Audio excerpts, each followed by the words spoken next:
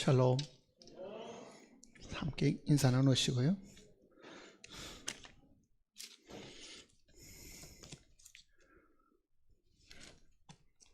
민수기 17장을 보시겠습니다.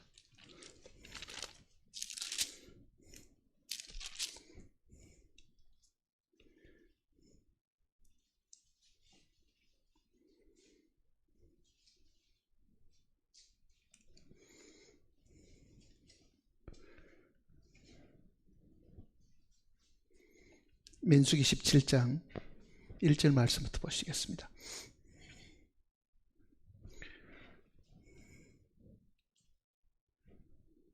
여호와께서 모세에게 말씀하여 이르시되 너는 이스라엘 자손에게 말하여 그들 중에서 각 조상의 가문을 따라 지팡이 하나씩을 취하되 곧 그들의 조상의 가문대로 그 모든 지휘관에게서 지팡이 12를 취하고 그 사람들의 이름을 각각 그 지팡이에 쓰되 레위의 지팡이에는 아론의 이름을 쓰라. 이는 그들의 조상의 가문의 각 수령이 지팡이 하나씩 있어야 할 것임이니라. 그 지팡이를 회막 안에서 내가 너희와 만나는 곳인 정극의 앞에 두라. 내가 택한 자의 지팡이는 싹이 나리니 이것으로 이스라엘 자손이 너희에게 대하여 원망하는 말을 내 앞에서 그치게 하리라. 모세가 이스라엘 자손에게 말하며 그들의 지휘관들이 각 지파대로 지팡이 하나씩을 그에게 주었으니 그 지팡이가 모두 12이라. 그 중에 아론의 지팡이가 있었더라. 모세가 그 지팡이들을 정거의 장막 안 여호와 앞에 두었더라. 이튿날 모세가 정거의 장막에 들어가 본즉 레위 집을 위하여 낸 아론의 지팡이에 움이 돋고 순이 나고 꽃이 피어서 살구 열매가 열렸더라. 모세가 그 지팡이 전부를 여호와 앞에서 이스라엘 모든 자손에게로 가져오매 그들이 보고 각각 자기 지팡이를 집어들었더라. 여호와께서도 모세에게 이르시되 아론의 지팡이는 정극의 앞으로 도로 가져다가 그기 간직하여 반역자에 대한 표징이 되게 하여 그들로 내게 대한 원망을 그치고 죽지 않게 할지니라. 모세가 곧 그같이 하되 여호와께서 자기에게 명령하신 대로 하였더라. 이스라엘 자손이 모세에게 말하여 이르되 보소서 우리는 죽게 되었나이다. 망하게 되었나이다. 다 망하게 되었나이다. 가까이 나아가는 자는 곧 여호와의 성막에 가까이 나아가는 자마다 다 죽사오니 우리가 다 망하여야 하리이까. 기도하십시다.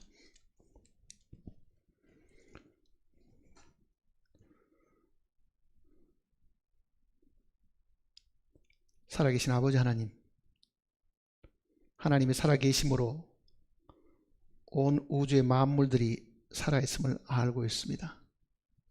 하나님은 우리의 생명이시고 모든 만물에 생명을 불어넣으신 살아계신 분임을 저희들이 알고 있습니다.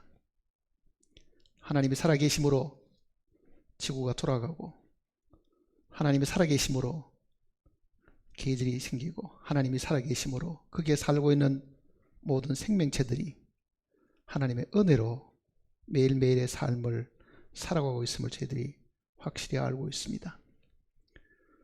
그러나 불행히도 인간만은 스스로의 힘과 노력으로 모든 것을 이루는 줄 알고 교만을 부리고 하나님을 마음에 두지 않고 살아가고 있습니다. 그 중에서 특별히 하나님께서 우리를 먼저 불러셔서 하나님의 자녀로 삼으시고 하나님을 알게 하심을 감사를 드립니다. 어떻게 우리가 하나님께 나아가야 될지도 하나님께서 가르쳐 주셨습니다. 더 이상 우리가 육체의 생명으로 하나님을 알아가는 것이 아니라 참으로 하나님께서 우리에게 주신 그 생명을 따라서 살아계신 분을 만나게 하시고 함께 교제하게 하셨음을 저희들로 하여금 보여주셨으니 우리의 생각과 마음이 항상 하나님을 향할 때마다 우리의 육신의 생각대로 하나님을 이해하고 하나님을 대하지 않도록 붙들어 주시옵소서. 그러고 하신 말씀을 우리에게 허락하셔서 함께 읽고 묵상하고 이 말씀의 뜻을 깨닫게 하셨으니 하나님께서 각 심령들 마음을 활짝 열어주시고 성령께서 그 마음 속에 진리의 빛을 비추어 주실 것을 간구드립니다. 우리를 늘 지키시고 돌보시고 인도하시는 주 예수님의 거룩하신 이름으로 간절히 기도드립니다. 아멘. 이 17장 내용은 16장과 연결되는 이야기입니다. 내용이 많기 때문에 16장은 읽지를 않았는데 우리가 익히 알고 있는 내용이기 때문에 줄거리를 다시 한번 생각을 해보겠습니다.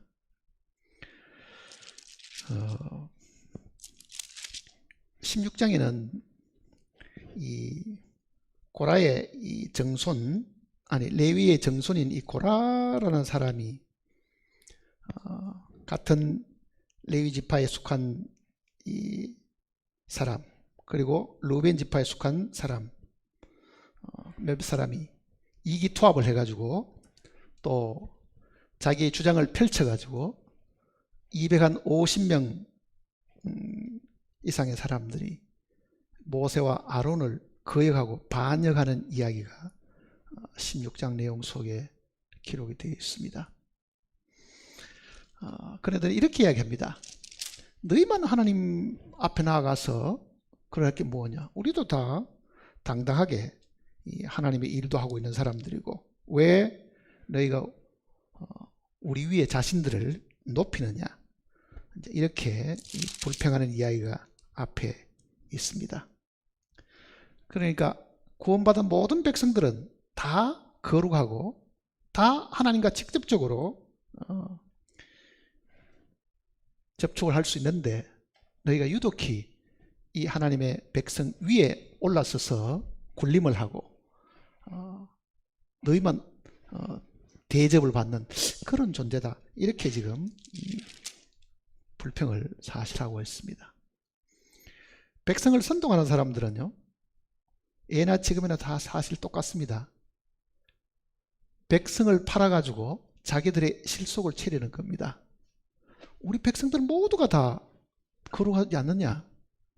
그러니 소위 백성의 민의를 대표하는 사람인 것처럼 가장을 하면서도 자기들의 실속을 채리려고 하는 사람들이 이 고라와 몇몇 사람들이 반역군들이 이제 그렇게 하는 겁니다. 근데 그 고라나 그 반역의 일당들은요, 자기 속에 있는 것은 감추고 있었습니다. 자, 내가 고라의 후손이면은 이게 지금 레위 지파인데 레위 지파 같으면은 하나님께서 특별히 성막에 가까이 불러가지고 봉사하는 일들을 맡긴 이 지파인데 그 중에서 유독히 아론의 집안만 제사장의 직분을 사실 가지고 있잖아요. 그러니 이 레위 지파의 남은 사람들은 이 고라나 그 일당들은 왜 자기들만 성막에 들어가서 하나님 가까이에 섬기고 우리는 못 들어가느냐, 이렇게 사실 불평이 사실 있었고 그네들 마음속에 나도 제사장 하고 싶다, 그 욕심을 사실 가졌습니다. 근데 자기들 입으로는 우리도 제사장 하고 싶다 그런 말을 하지 않았는데요, 하나님께서 이 고라의 일당들의 그 속 마음을 덜추어 내신 구절이 16장 10절에 있습니다. 보십시오.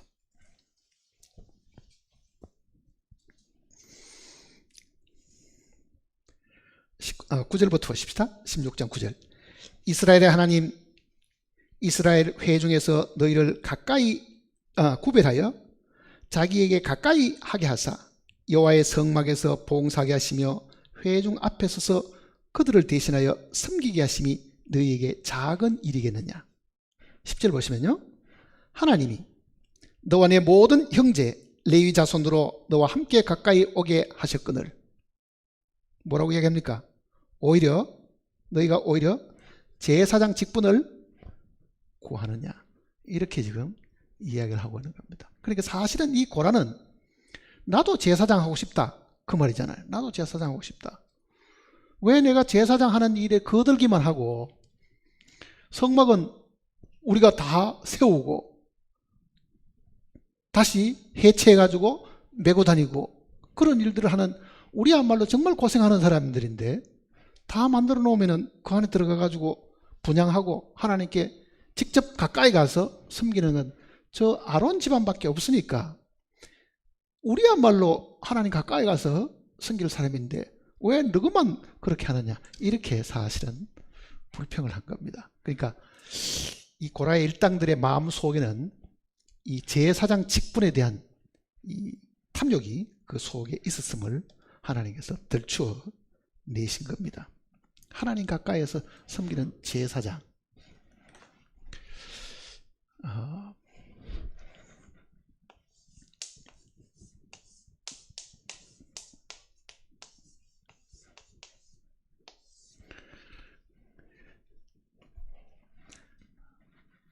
제사장은 백성들을 위해 가지고 하나님 앞에 나아가는 사람들이잖아요. 선지자는 하나님을 위해 가지고 하나님의 말씀을 대신 백성들에게 전하는 사람입니다. 그러니까 선지자는 하나님 편을 봐서 사람에게 하나님의 뜻을 전하는 것이고 제사장은 그 백성들을 하나님 앞으로 가서 이 백성들을 위해 가지고 하나님께 제사 드리는 사람들이 제사장들이잖아요. 자, 이 제사장은 정말 하나님 가까이 가는데요. 이 제사장이 들어갈 수 있는 위치라는 것은 우리가 성막 이렇게 보면은 번제단에서부터 시작해서 물두멍이 있고 여기 지금 건물이 있습니다. 여기 가서 봉사하는 사람들이잖아요. 여기까지 들어갈 수 있고. 그러니 레위지파 사람들은 여기밖에 못 모는 거예요. 여기만 있어야 되는 거거든요. 그러니 자기들 생각에도 억울하다고 아마 생각을 했을지도 모르죠. 왜 우리는 이 안에 못 들어가느냐. 하나님 가까이 가서 하나님이 계시는 여기 가서 우리도 하나님 앞에 봉사하고 섬겨야 되는데 그걸 이제 탐을 냈다. 그 얘기잖아요. 탐을 냈다. 그래서 하나님이 진노하셔가지고요. 이 사람들을 산채로 250명 몽땅 다 땅이 갈라져가지고 살아있는 그대로 이 음보에다가 멸망을 시키는 그 이야기가 있고 그거를 보고도 이 두려워하지 않는 사람들이 그 다음에는 14,700명이나 또 죽어버리는 거예요. 그러니 어마어마한 숫자가 이 고라의 반역으로 인해 가지고 죽었죠 이제. 그리고 17장을 우리에게 가르쳐 주시는 겁니다. 그러니 16장의 이 반역의 사건, 제사장직을 탐내는 이 사람들을 향하신 하나님의 진노의 심판이 있었고 왜 이 레위지파 사람들이 자기들 욕심대로 하나님 앞에 나아가서 제사장이 할 수 없느냐, 정말 하나님께 나아가는 사람은 어떤 사람이 되어야 되느냐, 그거를 17장 내용 속에서 우리에게 보여주시는 겁니다. 그러니까 오늘 우리가 배워야 될 교훈은 사실은 이 17장 안에 들어있는 겁니다. 자, 읽은 그 내용은 이제 우리가 다 아시니까 하나님께서 이제 모세에게 시켰습니다. 12지파에 한 지파에 하나씩 지팡이를 가지고 와라 그랬습니다. 그 지팡이라는 거는 이미 나무에서 잘려가지고 수분도 다 말라버리고 생명이 그 속에는 아무것도 없는 것이 사실은 지팡이잖아요. 그리고 레위 지파에게는 거기에다가 우두머리인 제사장인 아론의 이름을 거기에 쓰라. 그러니까 각 지파마다 지파의 이름을 다 쓰고 레위 지파에는 아론의 이름을 쓰라. 그러니까 지팡이는 12개겠지요. 이 12개를 하나님이 계시는 이 지성소 안에다가 이제 이 지성소 안에 이제 법궤가 있을 거 아닙니까? 법궤가 있죠. 법궤. 여기에 이제 그룹들이 이렇게 마주보고 뚜껑은 이렇게 속죄소가 있죠. 이 안에 이제 돌판이 이렇게 돌이 들어 있었다는 것은 우리가 알잖아요. 돌판이 들어 있어. 근데 이 내용을 이제 잘 읽어 보셔야 됩니다. 여기 한번 보세요. 4절 보시면요. 17장 4절입니다. 그 지팡이를 회막 안에서 내가 너희와 만나는 곳인 정거궤 앞에 두라.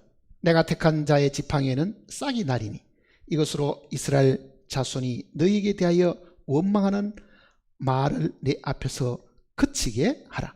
모세가 이스라엘 자손에게 말하며 그들의 지휘관들이 각 지파대로 지팡이 하나씩을 그에게 주었으니 그 지팡이가 모두 12이었더라. 그 중에 아론의 지팡이가 있었더라.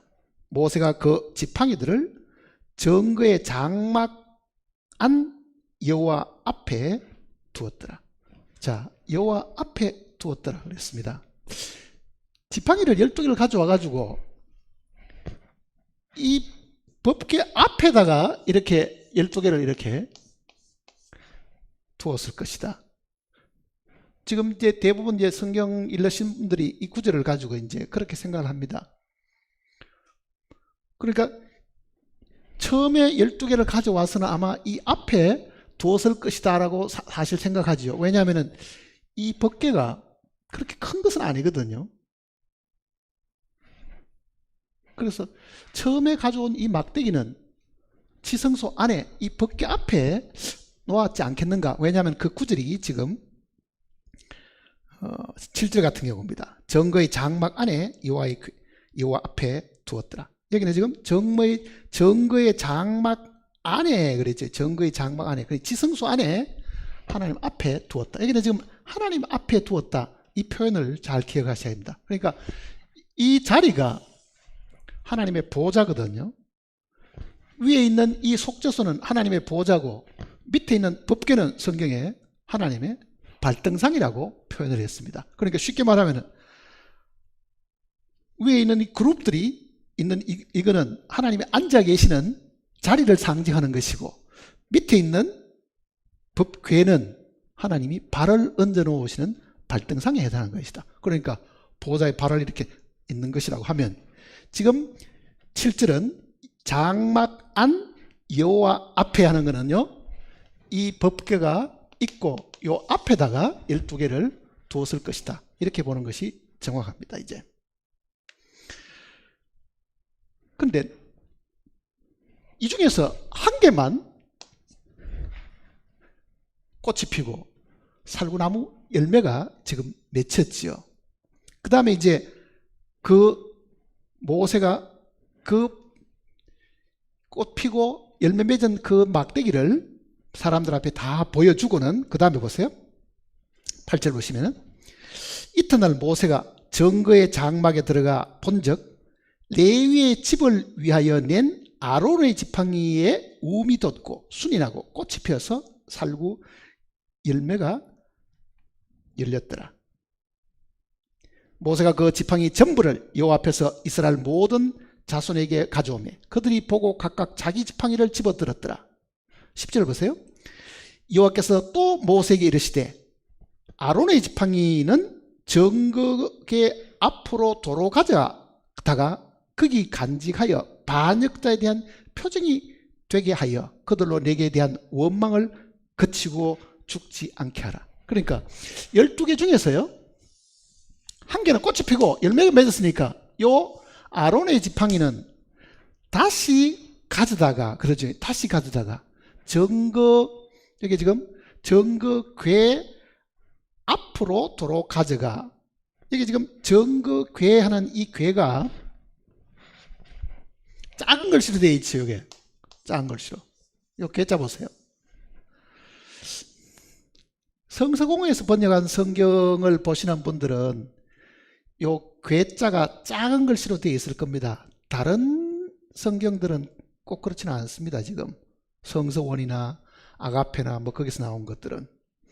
근데 성서공회는 이 번역한 데이기 때문에요, 번역할 때에 요 궤 하는 요 글자, 작은 글자는 뭐를 의미한다 그랬습니까? 본래는 없던 것인데, 그 얘기잖아요. 본래는 없던 것이. 쉽게 말하면 원문 속에는 이게 없는 것인데 번역자들이 삽입을 한 겁니다. 그럼 이게 없다고 한번 생각해 보세요. 아론의 지팡이는 정거 앞으로 도로 가져다가 거기 간직하여 반역자에게 대한 표징이 되게 하여. 그러니까 이 괴가 없는 겁니다. 사실은 12개는 여호와 앞에 두라 그랬으니까 이거는 성소 안에 들어가서 이 괴 앞에 두라는 말이고, 그 중에 한 개는요 이 안에 집어넣은 겁니다. 근데 이거는 지금 아론의 지팡이는 정거 앞으로 이렇게 되죠. 정거 앞으로. 그러면 이게 이제 정거가 되는데,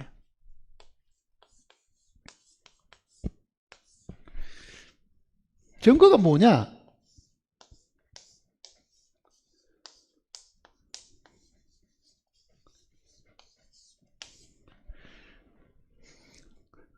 테스티모니, 간증이라는 뜻입니다. 쉽게 말하면 우리가 보통 사람에게 자기 신앙 체험을 간증하는 것을 영어로는 personal testimony, 그걸 이제 간증하는 것, 증거하는 것, 이런 뜻인데요. 법궤는요, 돌판에 새겨진 그 법궤는 하나님의 증거라고요. 사실은 하나님의 말씀이고 하나님이 우리에게 증거하시는 내용들이거든. 그러니까 증거 앞에 두라는 그 말은, 이 증거가 뭐를 두고 하냐면요, 십계명 돌판을 두고 하는 이야기입니다. 십계명 돌판.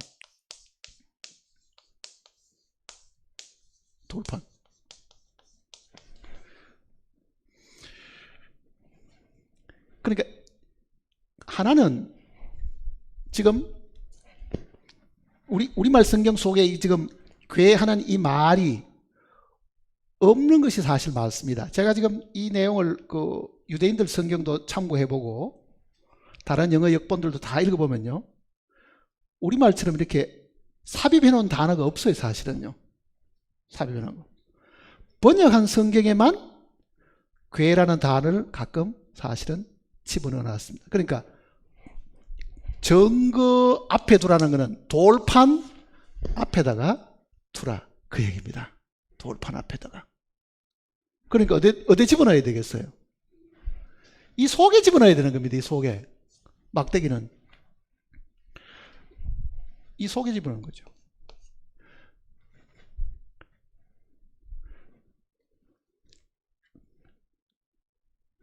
이 내용을 이제 이해하려고 하면은 히브리스 내용을 우리가 한번 보셔야 이제 되는데요. 히브리스 9장을 보시면요,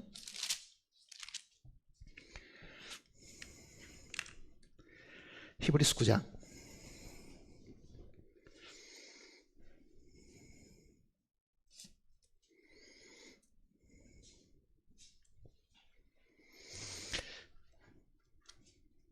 3절입니다.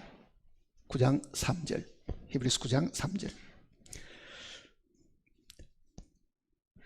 또 둘째 휘장 뒤에 있는 장막을 지성소라 일컫나니 금 향로와 사면을 금으로 산 언약궤가 있고 그 안에 만나를 담은 금 항아리와 아론의 상난 지팡이와 언약의 돌판들이 있고.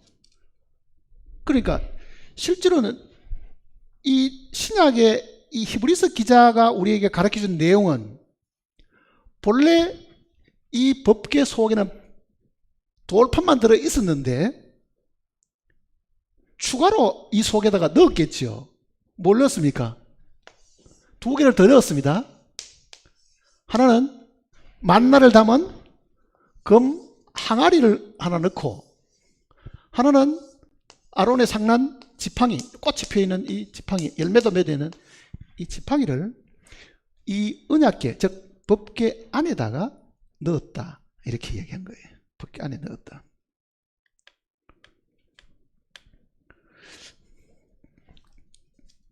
지금 가끔 사람들이 이제 이 질문하는 내용도 바로 이런 내용들입니다. 그러면 아론의 이 쌍난 지팡이 들어간 거는 우리가 민수기 16장 내용 속에 있는데 이 금 항아리 속에 만나 담은 거는 언제 집어넣는가? 그걸 먼저 한번 보십시다. 출애굽기 16장을 보시면요,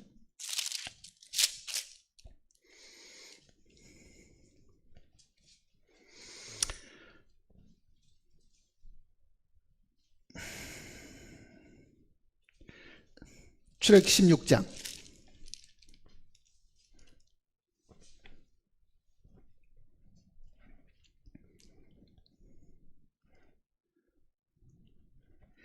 31절입니다. 31절.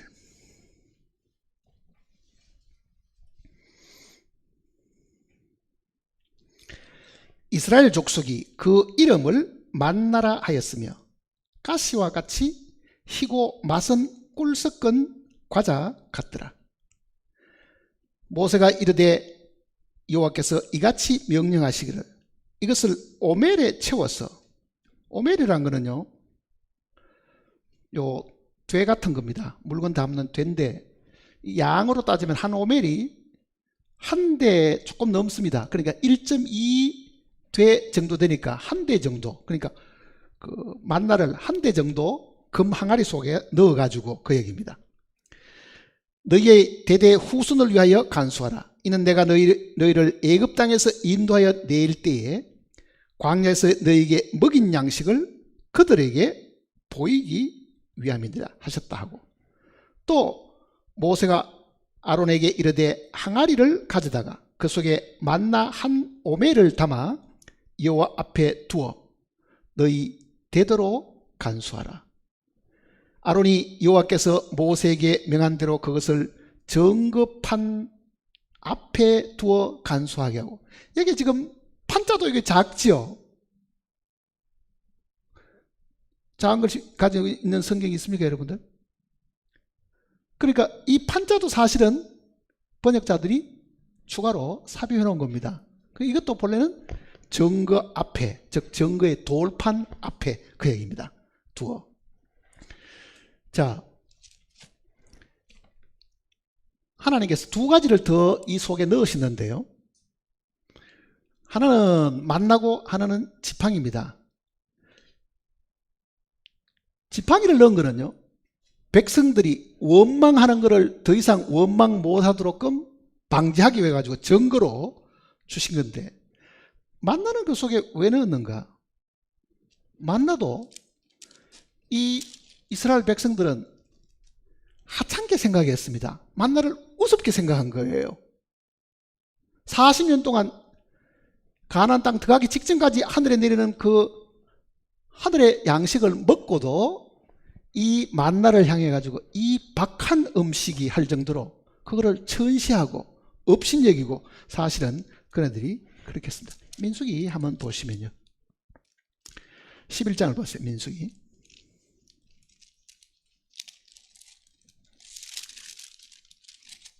11장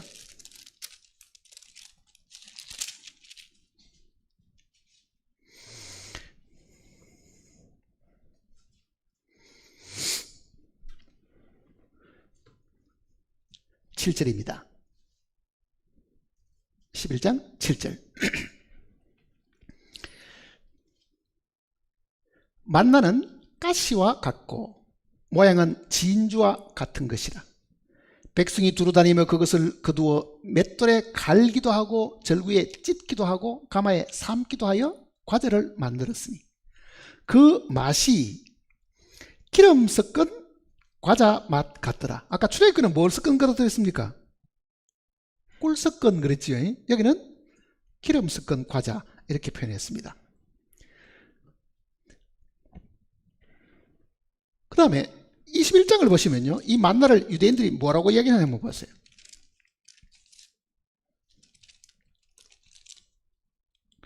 (5절입니다) 21장 5절. 백성이 하나님과 모세를 향하여 원망하되 어찌하여 우리를 애굽에서 인도해 내어 이 광야에서 죽게 하는가? 이곳에는 먹을 것도 없고 물도 없으니 우리 마음이 이 하찮은 음식을 싫어하노라. 이 하찮은 음식은 뭐냐면요, 그네들이 먹었던 만나를 두고 이렇게 지금 불평하는 겁니다. 자, 두 가지 추가된 이 물건 중에 이것도 원망 때문에 들어간 거고, 이것도 백성들의 원망 때문에 사실 넣어놓은 겁니다. 그 속에. 이 원망하는 사람들 하여금 더 이상 원망하지 못하도록 증거로 그 속에 넣어 놓았는데, 만나가 우리에게 주는 의미는 무엇이며 이 아론의 상란지팡이가 우리에게 주는 의미가 뭐냐? 의미상으로 보면 이게 같습니다. 만나는 지금 여기 보면은요, 이렇게 이야기했죠. 보세요. 11장을 다시 보시면,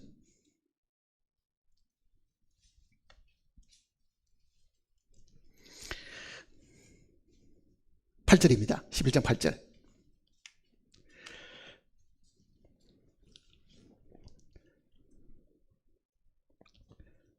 백성이 두루 다니며 그것을 거두어 맷돌에 갈기도 하고 절구에 찢기도 하고 가마에 삶기도 하여.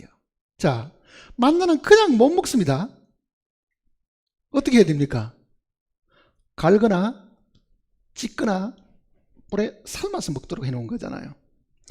만나는 하늘에서 내린 겁니다. 만나는 예수님 자신을 두고 하는 이야기입니다. 하늘에서 내려온 양식이잖아요. 그게 하늘에서 내려온 그 양식은 하늘의 메랄이 땅에 떨어져 죽으면 예수님이 땅에 오셔가지고 겟세마네 거기서 고난을 당하시고 땀을 흘리시고 그 땀이 핏방울처럼 되는 고뇌가 있었죠. 바로 죽음을 앞두고. 그게 주님이 하늘에서 내려온 양식이기는 해도 그는 이겨져 가지고 부서지고 밟히고, 그래서 우리에게 주신 생명을 이야기하는 겁니다. 사실은. 그러니까 만나는 죽음을 통해서 나온 생명을 이야기하는 것이라고요. 그게 죽음을 통해서 나오는 생명. 하늘에서 내려오기는 했는데도 그거를 사람들이 그대로 받아들이지 못하는 것은 예수 그리스도를 우리가 그대로 받아들이지 못하는 것하고 똑같습니다.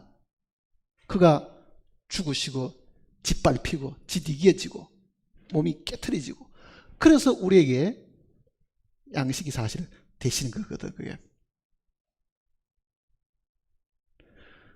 그러면은 아론의 상란지팡이도 한번 보세요.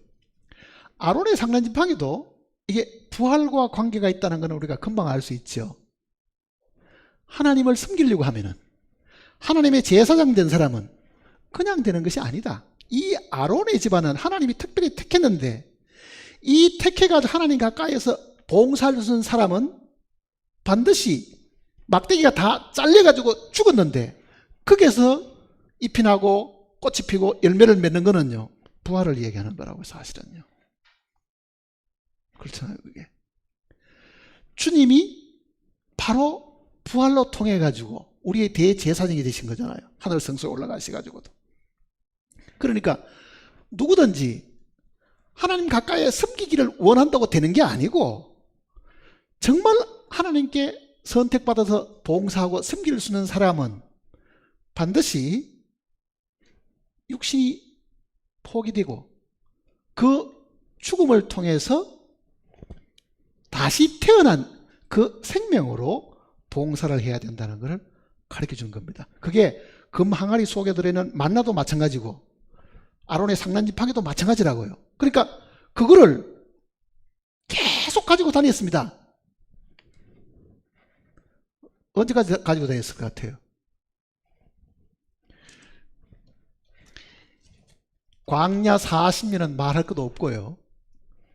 그 속에 광야 생활이 다 끝나고 이 법궤가 가나안 땅에 들어가서 실로라는 그 지역에, 거기에 성막을 옮겨가지고 거기에 세워놓고 거기에 모셔놨는데, 그때는 엘리 제사장이 있을 때잖아요.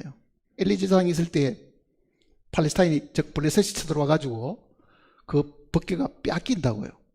뺏기고 다시 돌려받아가지고 그네들이 아미나답이라는 산골에 어느 집에 모셔놨다가 다윗이 그거를 끌어와가지고 다윗 성으로 옮기려고 하는데, 처음에는 그걸 어떻게 옮겨야 될지를 다윗도 미처 생각을 안 하고 그 죄인인 블레셋 사람들이 수레에다가 실어 보내니까 이거를 수레에다가 싣고 다윗 성으로 옮기려고 수레에 실었더니 하나님께서 우사를 치셔가지고 죽은 일이 생겼습니다.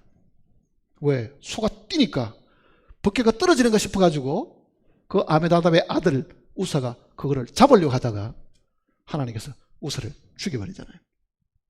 그러니 다윗이 너무 충격받고 너무 마음에 억울하죠.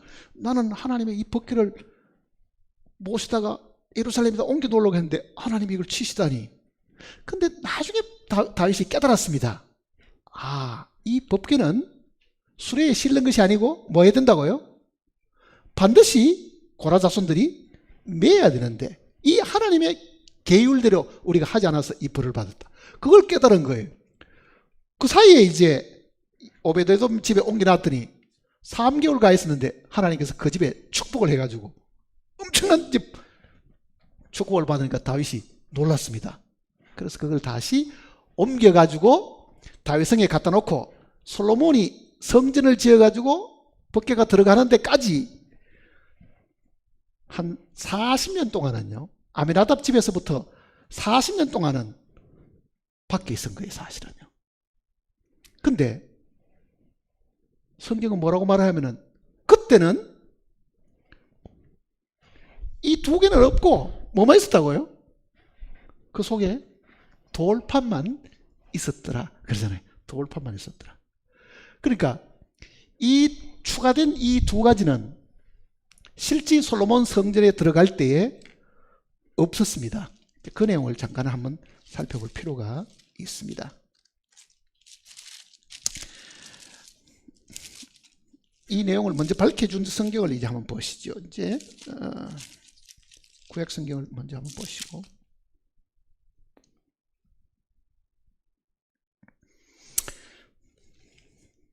열왕기 상을 보시면요, 열왕기 상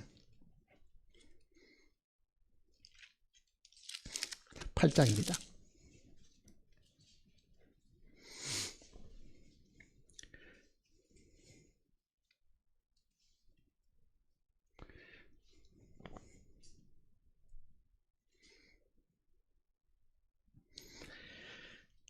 열왕기상 8장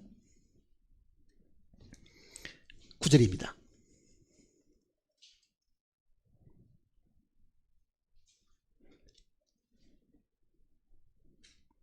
이제 성전을 다 짓고 궤를 지성소 안으로 지금 옮깁니다. 6절부터 보세요. 8장 6절. 제사장들이 여호와의 궤를 자기의 처소로 메어들였으니 곧 성전의 내수인 지성소 그룹들의 날개 아리라.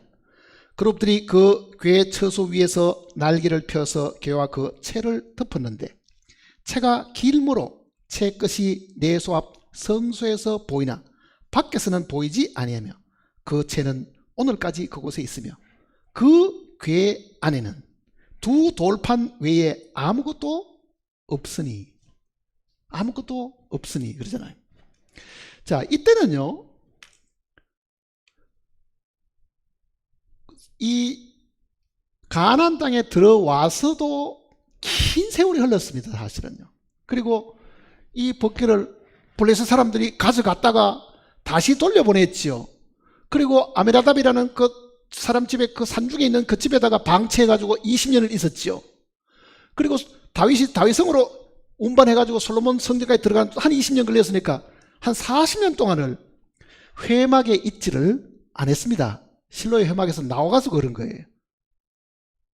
그러면 그 사이에 어떤 일이 있었는지는 아무도 모르죠. 뚜껑을 열어가지고 블레셋 사람들이 금 항아리를 가져가 버렸는지, 뚜껑을 열어보니까 쓸만한 거는 금 항아리밖에 없으니까 그걸 가져가 버렸는지, 누가 꺼낸지는 모르지만은 분명히 솔로몬 성전에 들어갈 때는 돌판 외에는 아무것도 없었더라. 근데 히브리서 19장 내용은요, 이게 본래 처음 있었던 그 내용을 지금 설명하는 겁니다. 히브리서 9장에 아까 우리 읽어본 그 내용은. 근데 그 이후에 이 두 가지는 사라졌다. 이제 그 얘기입니다. 사라졌다. 그럼 어떤 사람은 아니 뚜껑을 열었다가 다 죽었을 텐데. 근데 이방인들에 대한 거는요, 하나님이 이방인들이 블레셋 사람들이 가져가 가지고 수레에 싣고 할 때는 벌도 안 내렸습니다. 하나님의 백성이 수레에 실은 거는 하나님이 벌을 내렸지만은요, 이방인들은 그 법규를 모르니까, 그걸 어떻게 운반했는지 모르니까 수레에 실어가 보내고 그것도 거기 가서도 블레셋에서도 한 곳에 있질 않고요. 이동을 시키잖아요. 그게 그 안에서도. 그래도 하나님께서 그네들에게는 벌내렸던 이야기가 없습니다. 그러니까 그네들이 뚜껑을 열어봤는지 그 속에 그 망아리를 가져갔는지 언제 사라진지는 모르지만은 분명히 이렇게 처음에는 넣어뒀는데 모세가 살아있을 때 그걸 넣어뒀는데 사라진 거죠. 사실은 사라진 겁니다. 자, 이 두 추가된 이 내용은 오늘 우리가 깊이 생각해야 될 부분이 하나 있습니다. 왜 그거를 그럼 그 속에 넣어놨느냐? 이유가 있죠. 다시 이제 민수기를 보세요. 민수기 17장입니다.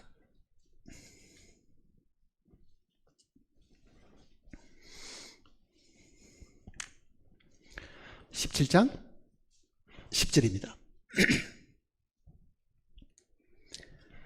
여호와께서 또 모세에게 이르시되 아론의 지팡이는 증거 궤 앞으로 도로 가져다가 거기 간직하여 반역자에 대한 표징이 되게 하여 그들로 내게 대한 원망을 그치고 죽지 않게 하라.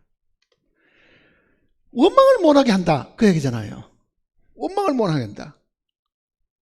하나님을 향해서 원망하는 사람들이 그거를 보고 입 다물도록 하나님께서 표징으로 사실은 주신 것이다. 자, 유대인들은요 하나님 원망하고 시험하고 하는 일들을 수없이 했습니다. 광야 40년 동안에. 먹을 거 없다고 원망하고 불평하고 물 없다고 불평하고 그렇게 하나님을 시험한 것마다 광야에서 한 10번이나 계속했다고 성경에 기록이 나와 있는데 그 원망하는 그 일이 하나님이 해놓으신 일에 대한 뭡니까? 불평이잖아요. 자, 보세요. 광야에 지나가는데 법궤가 3일 길을 앞서갑니다. 길을 찾는 거잖아요. 어떻게 보면 앞서간 인도자니까. 백성은 그 뒤에 따라가는 거거든요. 3일 길을 앞서가서 어디에 머물지를 가는데 그 법궤가 간다는 거는요 하나님이 인도하시는 거거든요. 하나님이 머물면은 백성들도 거기에 머물지요.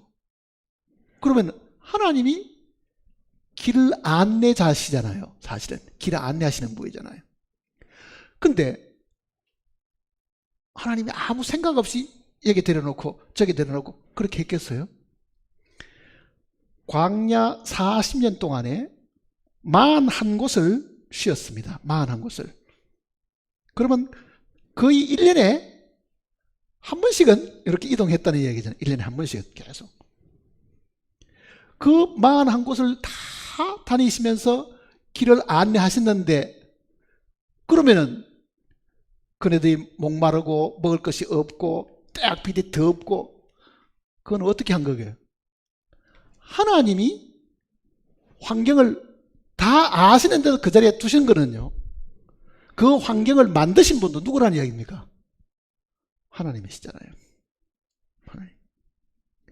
근데 하나님이 이런 뜨거운 태양빛에 우리를 이렇게 인도하신다. 물론 뭐 구름 기둥도 있고 불 기둥도 있어가지고 밤낮으로 하나님이 보호하시는 것을 그네들이 다 보고 있으면서도요 원망하고 불평하잖아요.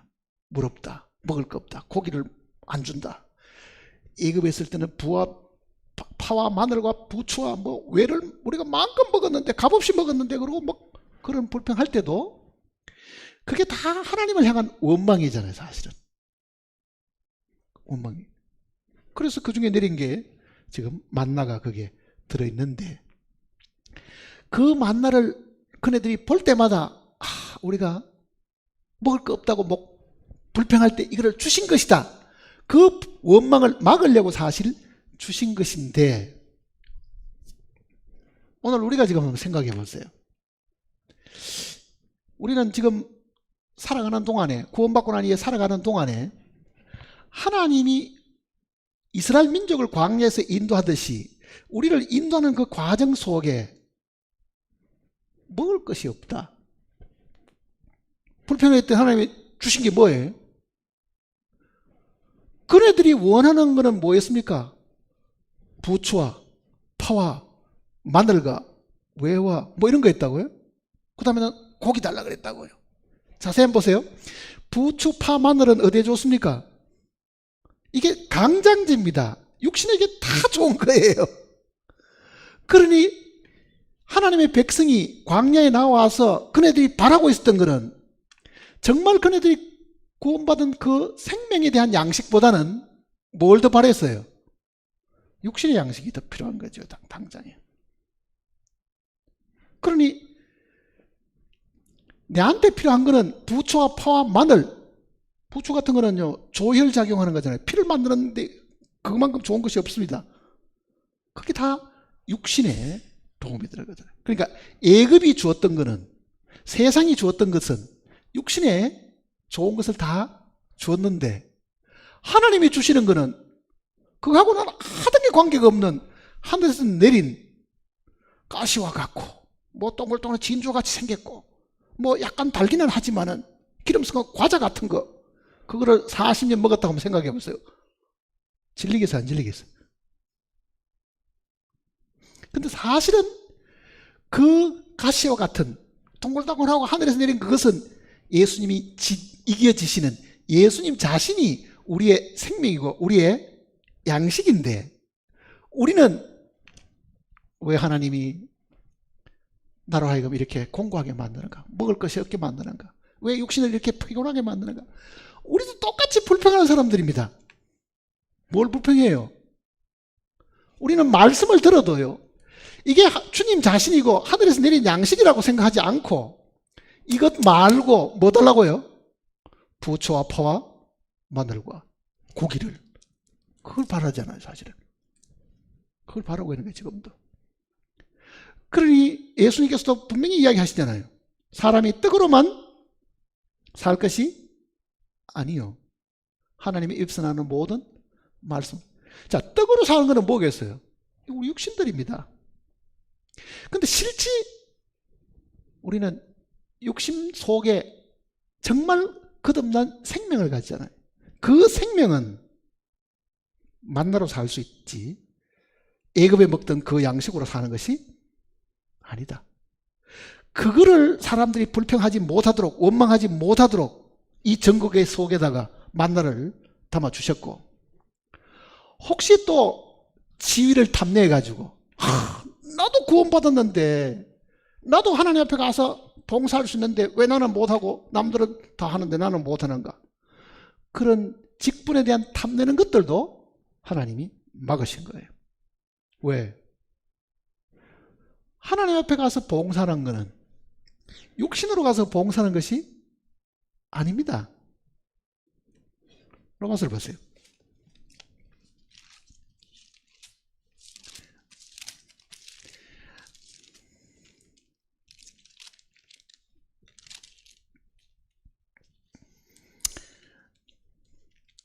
로마서 8장을 보시면요,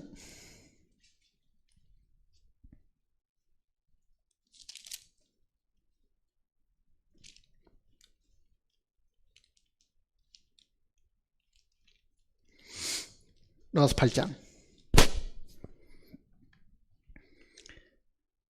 7절과 8절을 같이 읽어봅시다. 육신의 생각은 하나님과 원수가 되나니 이는 하나님의 법에 굴복하지 아니할 뿐 아니라 할 수도 없습니다. 육신에 있는 자들은 하나님을 기쁘시게 할 수 없다. 하나님께 예배드릴 수도 없고 하나님께 봉사할 수도 없고, 즉 하나님의 영광을 위해 살 수 없다. 그럼 어떻게 해야 돼요? 마른 막대기에 싹이 나야 된다는 이야기입니다. 그게 아론의 집안이잖아요. 아론의 집안은 죽은 가운데서 살아난 집안이다, 그 말입니다. 쉽게 말하면은 나를 섬기려고 하면은 너희가 가지는 그 육신으로 안 되니, 정말 그 마른 막대기와 같은 그 육신의 생명 속에 부활의 생명을 가지고 하나님을 섬긴다. 6장을 보시면요, 로마서 6장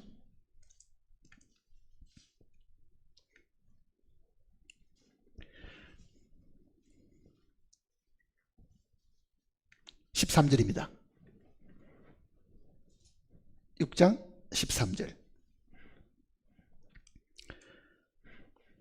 또한 너희 지체를 불의의 무기로 죄에게 내주지 말고 오직 너희 자신을 죽은 자 가운데서 다시 살아난 자 같이 하나님께 드리며, 죽고 살아난 것으로 하나님께 드려야 된다, 그 얘기잖아요. 죽고 살아난 것으로 하나님께 드려야 된다.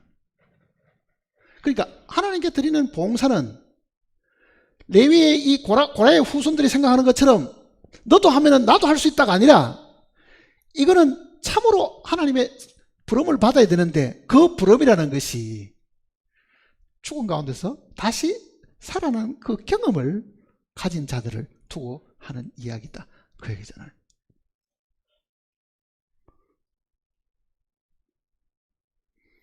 그러니 아론의 상난지팡이를 이스라엘 백성들이 볼 때마다 뭘 생각해야 되겠어요?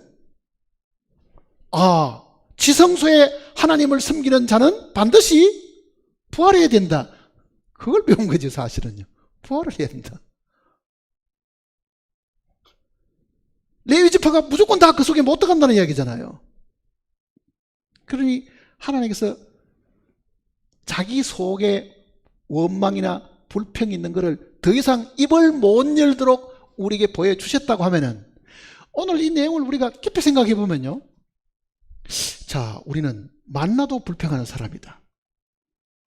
한번 생각해 보세요. 솔직히 이 성경이 정말 꿀맛 같습니까?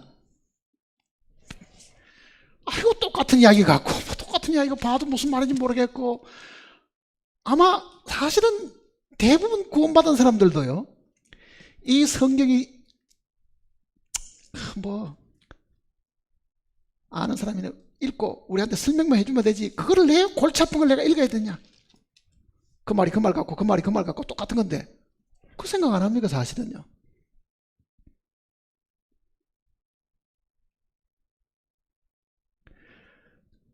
그러니 백성들이 하나님을 원망하는 이유는요, 하나님이 공급해 주시는 그 만나를 불평한 거거든요. 하나님이 우리 생활 속에 주시는 이 말씀에 대한 것들도 별로, 아이고, 어디가 막 말씀 없나? 여기도 말씀이고 저기도 말씀이고 똑같은 말씀 널려있는 게 요즘 말씀이야. 옛날에는 설교 들으려고 하면 예배당 가서 들으면 되지만은요, 요즘은 예배당 갈 필요 없습니다. 집에 앉아가지고도 얼마든지 전 세계 유명한 목사들 설교 다 들을 수 있습니다.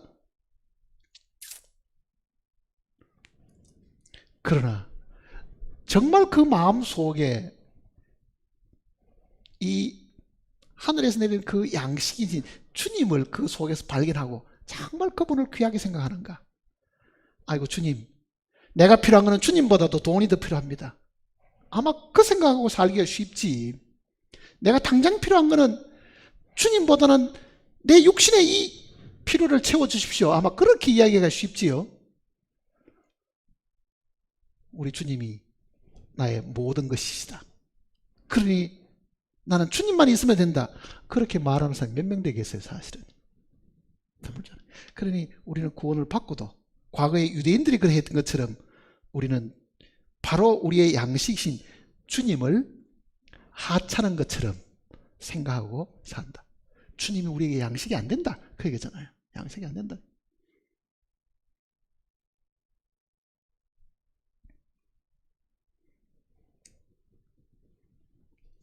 만나를 또 다른 곳에는 이 천사의 음식이라고 그랬는데, 천사의 음식, 정말 이거는 하늘에서 내린 특별한 음식인데도요, 그네들에게는 그렇게 호감이 별로 없었습니다. 별로 그게 매력이 없은 거예요. 왜 그렇게 했어요? 그네들의 온 마음은 어디가 있습니까? 육신에 있었잖아요. 육신에 맛있는 것, 육신의 정욕을 위한 것, 강장제, 육신의 힘을 돋는 것, 그런 것에 더 관심이 있었지, 실제 우리의 생명, 우리의 영에 필요한 양식을 그들은 별로 달갑지 않게 사실 생각하고 있었다. 이스라엘 민족은 교회의 제일 정확한 그림자입니다. 우리는 처음에 출애굽기 같은 거 읽어볼 때는요, 아니 하나님의 직접적인 이 기적을 보고 바다가 갈라지는 걸 경험하고 하늘에서 내리는 만나를 먹고 반석을 쳐서 크게 생성하는 걸 다 경험한 사람들이 어떻게 이렇게 하나님을 원망하고 불평하고 그게 가능했겠는가? 처음에 읽을 때는 다 그렇게 생각했습니다. 내가 그 자리에 있어서 나는 안 그랬을 텐데 뭐 그런 생각도 사실 가지고 있었는데, 그게 우리 모습을 이야기하는 거거든요. 지금 신약의 교회의 모습이 바로 구약의 이 이스라엘 사람들의 모습이 되잖아요.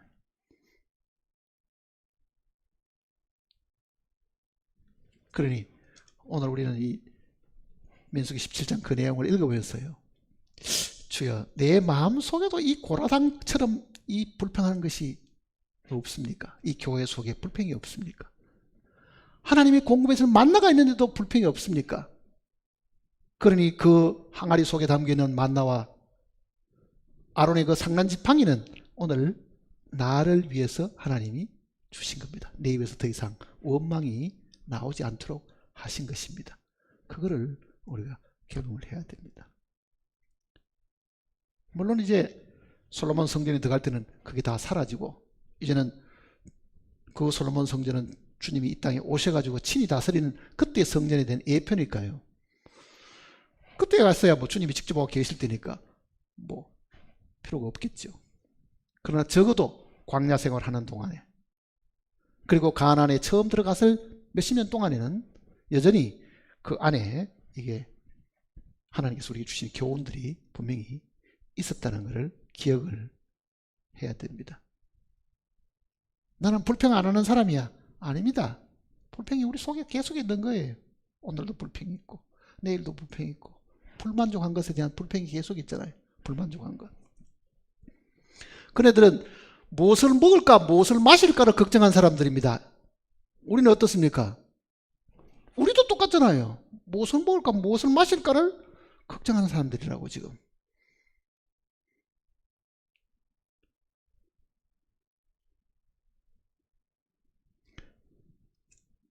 육신의 양식이 필요가 없다가 아니라 성경대로 너희는 먼저 그의 나라와 그의 의를 구하라. 그리하면 이 모든 것은 너희에게 더하시리라. 우리는 이 순서를 바꿔놔서 안 됩니다.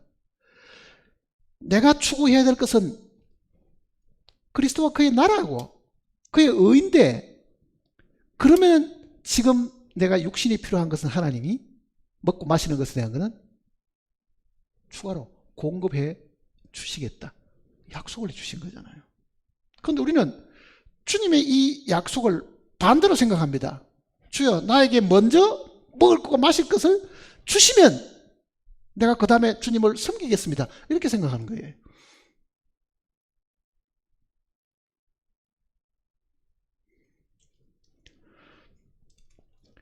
하나님의 말씀이 살아있으면 그 살아있다는 말씀은 분명히 우리에게 순종하면 뭐가 되겠어요?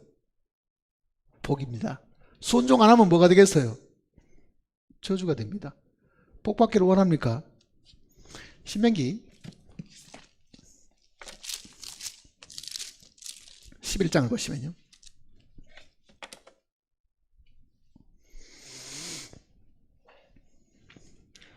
신명기 11장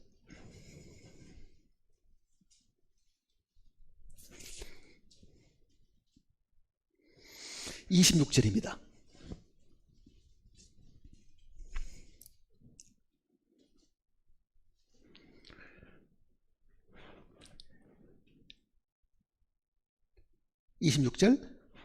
내가 오늘 복과 저주를 너희 앞에 두나니. 보통 우리가 이 구절을 읽으면요, 복 받는다, 화를 입는다, 뭐 그런 구절을 하는데 생사화복 그러잖아요. 사함과 죽음, 그리고 복과 하나님의 이 저주, 화를 입게 된다는 이야기를 자주 하는데, 그 복이 뭐며 그 저주, 즉 화가 무엇인지를 지금 여기 자세히 설명하고 있습니다. 27절과 28절을 같이 한번 읽어봅시다. 너희가 만일 내가 오늘 너희에게 명하는 너희의 하나님 여호와의 명령을 들으면 복이 될 것이요, 너희가 만일 내가 오늘 너희에게 명령하는 도에서 돌이켜 떠나 너희의 하나님 여호와의 명령을 듣지 아니하고 본래 알지 못하던 다른 신들을 따르면 저주를. 자, 복은 뭐냐? 순종한 것이 복입니다. 그러면 복이 임한다는 이야기잖아요. 하나님 말씀을 순종하는 것이 복이지, 달리 무슨 하늘에서 툭 하고 복이 떨어진다는 그 이야기가 아닙니다. 순종의 결과가 우리에게는 복으로 나타나는 거잖아요. 그러니까 너희는 먼저 그의 나라와 그의 의를 구하라. 하나님이 주시는 이 계명을 그대로 순종을 하면은 그 순종한 것의 결과는 하나님 우리에게 복으로 주시는 거잖아요. 가만히 앉아가지고 하나님 복 주십시오가 아니라 우리는 어떻게 해야 됩니까? 주여, 당신의 말씀을 제가 순종하겠습니다.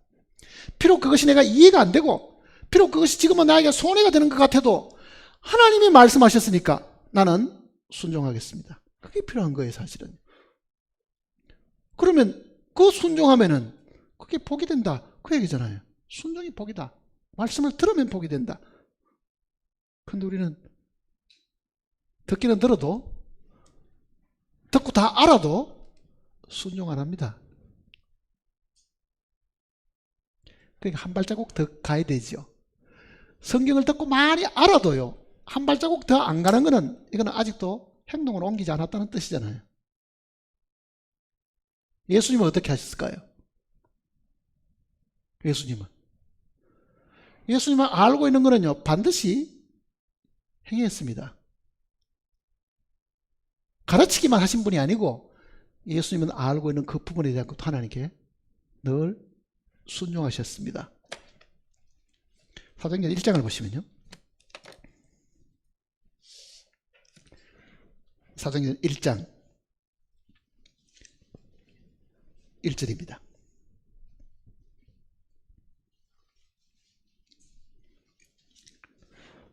1장 1절. 데오빌로여, 내가 먼저 쓴 글에는 무릇 예수께서 행하시며 가르치시기를 시작하신 부터. 예수님이 행하신 게 뭐겠습니까? 하나님께 순종하는 것이었습니다. 내 뜻대로 마옵시고 아버지의 뜻대로 하옵소서. 한 생애를 그렇게 사신 분이라고요. 예수님이 행하신 것은 절대적으로 하나님의 말씀에 순종하신 그 모본을 사실 보이신 거거든요. 그러니까 구원받은 그리스도인들이 가르치기는 쉽습니다. 듣고 배운 거 머리만 좋으면 얼마나 그 외워가지고 가르치기 쉬워요. 문제는 행하는 거는요, 알고 있는 거하고 다릅니다. 행하는 거는. 그러니 잘 가르치는 사람도 순종 안 하는 사람이 많고, 잘 못 가르쳐도 순종 잘하는 사람이 있을 수도 있고, 그 얘기입니다. 저는 구원받고 마태복음 6장에 있는 그 말씀을요, 구원받을 때 말씀처럼 바로 그 구절을요, 너희는 먼저 그의 나라와 그의 의를 구하라. 그리하면 이 모든 것을 너희에게 더하시리라. 그때는 너무너무 어려울 때예요, 사실은요. 학교 그만두고 먹고 살 게도 없고, 정말 애 뭐 100원 아이스크림 하나 사 먹겠다고 100원, 엄마 돈 100원 뭐 있었는 소리도 그거를 허락해 줄 수 없을 만큼 그렇게 궁핍한 그 상황인데요, 저는 그 말씀을 120% 믿었습니다. 무슨 말인지 알겠어요? 120%. 제 그때도 그렇게 이야기했어요. 나는 이 말씀을 100% 이상으로 믿는다. 그렇다 해서 그 다음날부터 상황이 바뀌느냐? 안 바뀌어요. 똑같은 거예요. 여전히 어렵고 여전히 답답한 거예요. 그런데 그 말씀을 붙들고 지금까지 살아왔습니다. 지금 다시 돌이켜보면요, 하나님이 엄청나게 부어주셨기 때문에 이게 가능했다. 그 어려울 때는 어떻게 하나님께서 지키시고 이걸 보호하시는가에 대한 거는 저도 입을 딱 벌리고, 하나님은 자기 말씀에 절대로 어기시거나 바꾸시거나 그러지 않았다는 걸 알고 있는 거예요. 긴 세월 동안에 육신의 그 어려움을 하나님이 경험하게 하셨지만은요, 결국은 하나님께서 그거를 다 갚으시고 그 약속대로 이 모든 것을 너에게 더하시리라. 그러니까 그 결과로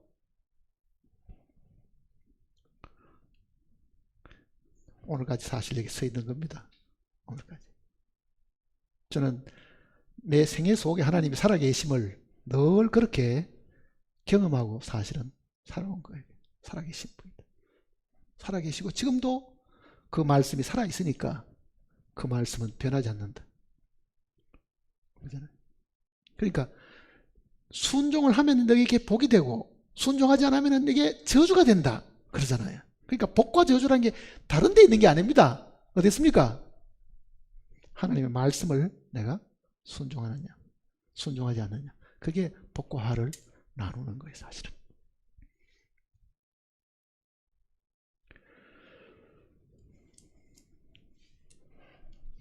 주님 오실 때 가까워진다는 것은 사실 잘 알잖아요.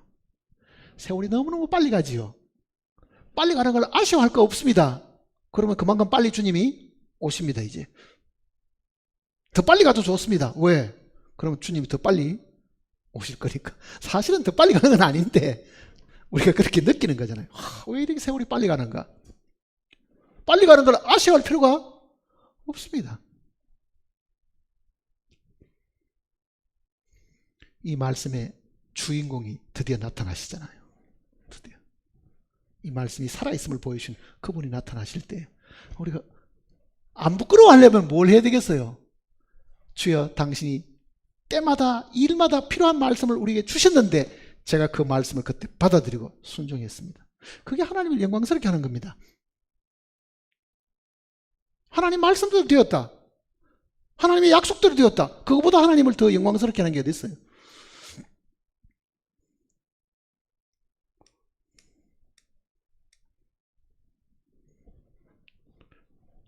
우리의 작은 일이나 우리의 작은 모임 안에나 정말 하나님이 살아계심을 여러분들이 믿으려고 하면 말씀을 그대로 순종해야 됩니다. 말씀. 그러면은 살아계신 분의 역사가 나타나게 되어 있습니다. 시험을 해서는 안 됩니다. 불평해서도 안 됩니다. 유대인들이 그 불평했던 그 불평 때문에 그 망아리 속에 만나가 담겨 있고 아론의 상단지팡이를 하나님 앞에 그 지성소 안에 넣어두셨다는 걸 우리가 항상 기억을 하면은요, 우리는 유대인들과 같이 그런 어리석은 일은 우리 생애 속에는 하지 않고 지나가게 될 겁니다. 기도하십시다.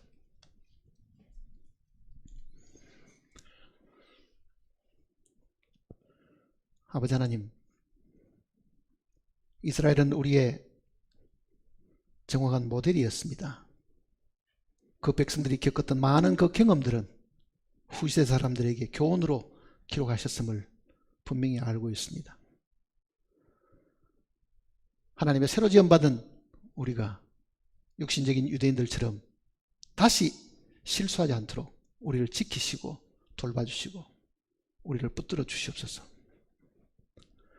참으로 우리 생애 속에는 하나님이 늘 영광을 받으셨고 하나님의 말씀이 우리를 통해서 이루어지는 경험을 저희들이 하고 살 수 있도록 도와주시옵소서. 우리 중에 한 사람도 낙오자가 되는 일이 없게 하시고 매일 매 순간 주님께서 우리에게 부탁하시고 명령하신 그 말씀을 우리 마음속에 깊이 받아들여서 주님의 영광을 위해서 우리가 이루고 사는, 순종하고 사는 저희들이 되게 도와주시옵소서.